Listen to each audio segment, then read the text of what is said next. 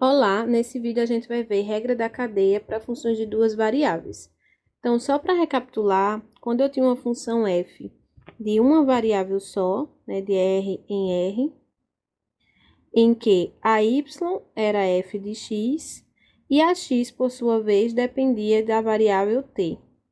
Então, eu tinha a função f que dependia da variável x e a x dependia da variável t.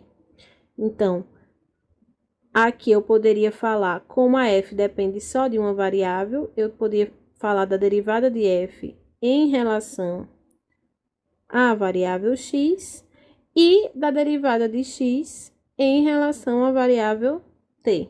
Então, a regra da cadeia ficava que a derivada de f em relação a t é a derivada de f em relação a x vezes derivada de x em relação a t. Agora, vamos considerar uma função f de R2 em R, de modo que z é a f de xy, ou seja, a função f depende de duas variáveis, a x é uma função de t e a y também é uma função de t. Tá? Então, eu tenho a função f, que depende das variáveis x e y, e por sua vez, x e y dependem de uma variável só, que é a variável t.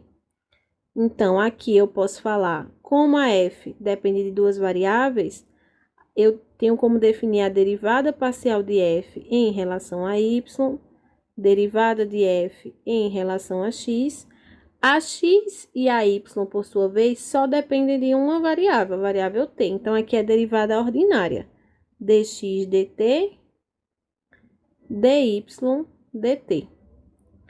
Por fim, a variável f, no fim das contas, vai depender apenas de uma variável, que é a variável t. Então, a regra da cadeia fica: derivada de f em relação a t vai ser del f, del x, vezes dx dt, mais del f, del y, vezes dy dt. Então, você anda por esse ramo aqui da esquerda, multiplicando, mais andando aqui por esse da direita. Então, vamos ver o exemplo que eu tenho z igual a x menos y sobre x mais 2y. A x depende da variável t, porque é elevado a π t, e a y é elevado a menos π t. Então, eu estou numa situação como essa aqui que a gente viu anteriormente. Então, para isso, eu vou precisar calcular a derivada de z em relação a x, a derivada de z em relação a y, vou precisar da derivada de x em relação a t e a derivada de y em relação a t. Então, vamos lá. Para a gente derivar isso aqui em relação a x, a gente vai ter que usar a regra do quociente. Então, fica o denominador ao quadrado, derivada do numerador em relação a x dá 1, vezes o denominador, menos o numerador, a derivada do denominador em relação a x dá 1 também, então vai ficar x mais 2y menos x mais y sobre x mais 2y ao quadrado, que isso dá 3y sobre x mais 2y ao quadrado.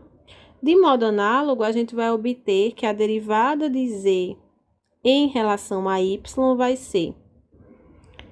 E aí, organizando esses termos, eu vou ter que fica menos x menos 2y menos 2x mais 2y sobre x mais 2y ao quadrado, que, por sua vez, dá menos 3x sobre x mais 2y ao quadrado.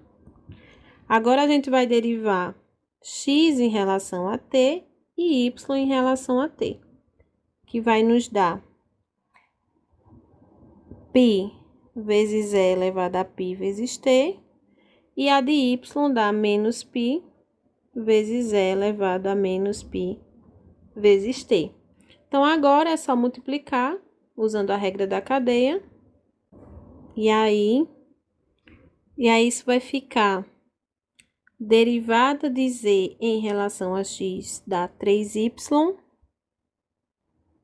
sobre x mais 2y ao quadrado, vezes a derivada de x em relação a t,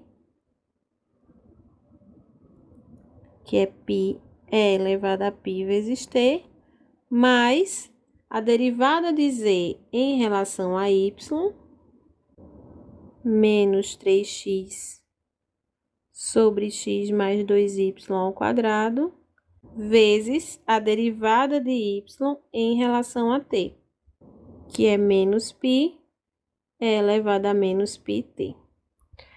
Então, agora, a gente vai só substituir x e y como foi dado na questão e organizar os termos. E aí fica assim. A gente tem que e elevado a menos π vezes t vezes e elevado a π vezes t, que aparece nesses dois fatores. Quando eu multiplicar, isso vai dar e elevado a zero, que é 1.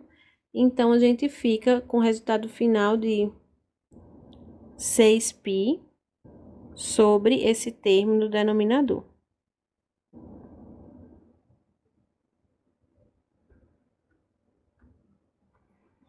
Então, no próximo vídeo, a gente vai ver um segundo caso da regra da cadeia, que é quando a variável x e a y dependem de duas variáveis, s e t, por exemplo.